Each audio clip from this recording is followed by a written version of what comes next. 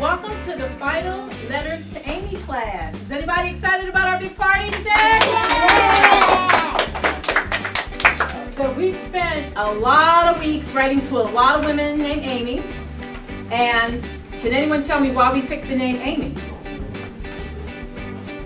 Because it's based off a book called A Letter to Amy and the Ezra Jack Keats Foundation. Wow, and let's give her a round of applause.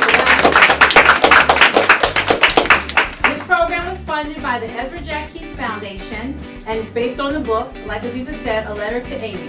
And so we wrote letters to about 45 women named Amy, and then we sat back and crossed our fingers and hoped that they'd write back. And in the process, you learned about the different careers that these women had, at all these fancy corporations and how they're changing the world. And you also learned a little bit about old-fashioned letter writing and how to edit.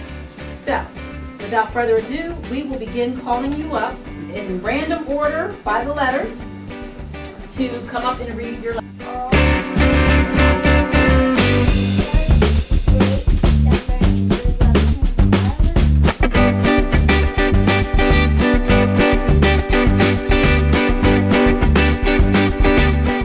I went on to go to Syracuse University. Nice shirt, Syracuse, yeah.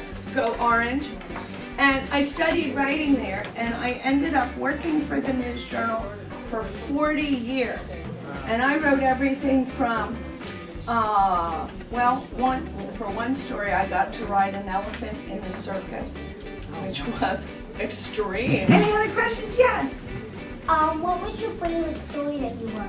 My favorite story that I ever wrote was, I worked with a senator named Bill Roth on a story.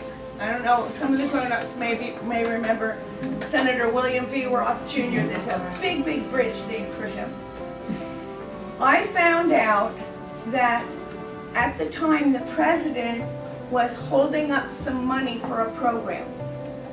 And so I went to the program and I found out that that money being held up meant that there were more than 700 little children that weren't getting wholesome food through this program called Women, Infants, and Children. And it funds food like orange juice and cooked vegetables and fish and meat for children. And so the senator took my story and he put it in the congressional record, and he stood up in front of all the other senators from the country and he read my story, and you know what they did?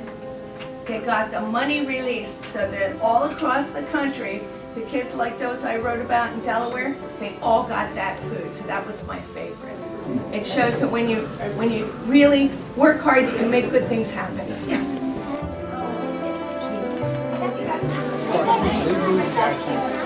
Okay, first though, you want to sit your gifts down or give them to your parents so you don't win. Tell them, Victoria. Ezra Jack Keats was placing a feature on African American on a book called The Snowy Day. On Children's Literature. We did the Snowy Day.